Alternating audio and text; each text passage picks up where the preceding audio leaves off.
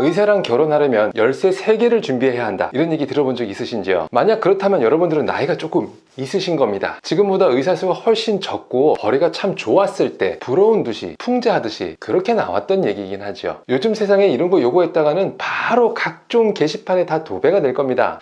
그런데 열쇠 3개가 뭐였더라? 집, 자동차, 헬스장? 뭐 아무튼 간에 의사는 누구랑 결혼할까요? 뭐 누구랑 하겠습니까? 사랑한 사람하고 하지. 단 결혼은 현실입니다. 결혼의 대상자가 내가 사랑하는 사람일 뿐만 아니라 지금까지 내가 쭉 사랑해왔던 나의 가족과 지인들도 함께 축복해줄 그런 만남이라면 금상첨화겠죠. 의사들은 의대생 때부터 다른 학생들과는 좀 동떨어진 생활을 하게 됩니다. 수업 시간이나 시험 기간, 그리고 방학도 좀 다른 학과 학생들과는 다릅니다. 그리고 수업받는 강의실, 도서관도 다른 캠퍼스들과는 조금 동떨어진 것이 있어요. 보통은 부속병원 근처에 자리하고 있습니다. 그래서 의대생들은요, 학생 때 주로 자기 의대 안에 있는 사람들을 만나게 되죠. 그래서 보통 의대 선후배, 동기들과 서로 만남이 이루어지고 연애도 하게 되고, 그렇게 돼서 의사들끼리 결혼하는 경우가 참 많습니다. 이런 학교과 안에서의 연애, 즉 캠퍼스 커플, 약자로 CC, 이건 극명하게 장단점이 갈립니다. 좋아하는 사람을 늘상 등교만 하면 볼 수 있으니 좋을 것이고요, 각종 레포트 준비, 시험 공부 등등을 서로 도와주면서 의지할 수 있어서 좋죠. 단점은 헤어지고 나서도 어쩔 수 없이 계속 봐야 한다는 거. 전 남친, 전 여친이 나랑 헤어지고 나서 또 다른 이성과 만나는, 그것도 내 친한 친구와 만나는 모습을 두 눈 시퍼렇게 뜨고 봐야 한다는 거. 그래서 저는 한 번도 캠퍼스 커플을 하지 않았습니다. 학생 때 종종 소개팅이 들어오는 것처럼 의대 졸업을 하고 의사가 되면 종종 선자리가 들어옵니다. 뭐 주변 지인들이나 어른들이 해주시는 선자리는 누구에게나 다 똑같을 것이고요, 의사들에게는 간혹 조금 특이한 연락이 옵니다. 뭐 어떻게 전화번호를 알았는지 보통은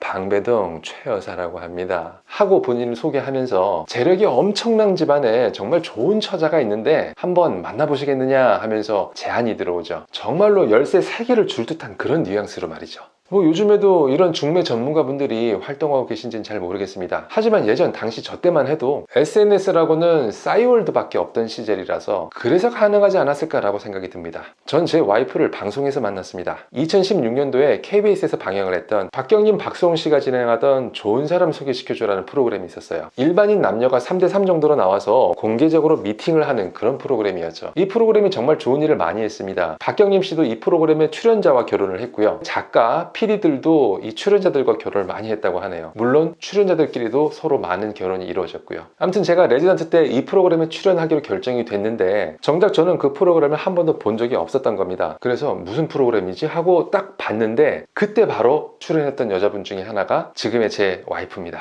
방송을 처음에 딱 봤는데 우와, 이뻐, 목소리도 맑고 이뻐, 표정도 너무 밝고 이뻐, 성격도 좋은 것 같고 이뻐, 정신 상태도 건강한 것 같고 이뻐, 몸매도 좋고 이뻐, 치열도 고르고 이뻐, 미적분도 잘 풀 것 같고 이뻐, 맥스웰 방정식도 다 이해할 것 같고 이뻐.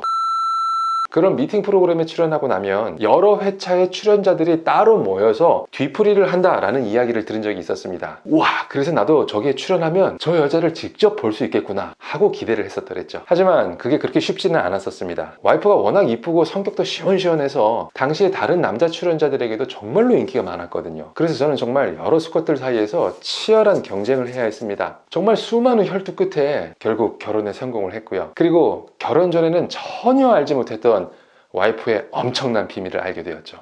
바로 제 와이프는 술의 여신이었던 겁니다. 결혼 전에도 한두 번 음주를 같이 한 적은 있지만 그렇게까지 좋아할 거라고는 꿈에도 생각을 못했습니다. 정말로 철저하게 본성을 숨기고 있었던 거죠. 사실 저는 결혼 전까지는 집에서 맥주 한 캔도 잘 안 마셨습니다. 술 맛을 전혀 몰랐어요. 맛도 없고 마시면 취하고 이런 걸 왜 먹지? 그런데 와이프는 술이 그렇게 맛있대요. 정말로 기가 막히게 맛있대요. 그래서 밥은 안 먹을지언정 술은 마십니다. 저는 그런 와이프의 과도한 음주 행각을 도저히 가만히 지켜보고만 있을 수는 없었습니다. 그래서 동참하기로 했죠. 저는 술을 결혼 후 와이프에게 배웠습니다. 제가 성인이 된 후에 배운 여러 가지 기술 중에서 정말로 와이프에게 배운 이 음주의 기술은 인생에 있어서 큰 도움이 되었다고 생각합니다. 그래서 와이프에게 늘 감사하고 있습니다. 여보, 고마워. 오늘 영상은 여기까지 해야 할 것 같습니다. 과도한 음주는 건강에 매우 해롭습니다. 저는 종종 마시지만 여러분들은 건강을 위해서 최대한 자제하시기 바랍니다.